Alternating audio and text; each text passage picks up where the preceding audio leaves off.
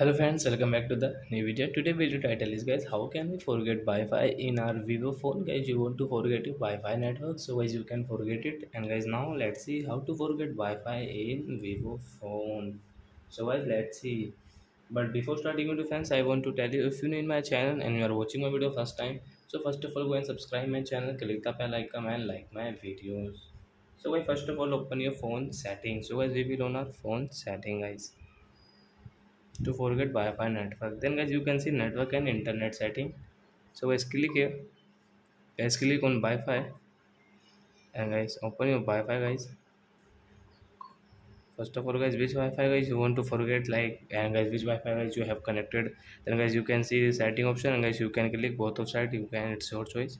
And guys you can see forget network. So guys we will click on this forget network.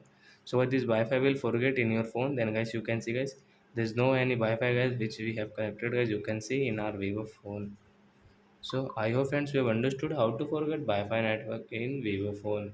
So that's it guys. Thanks for watching my video. Now we will meet on next video with new topic. Before going, please go and like my video, subscribe my channel. Bye bye friends.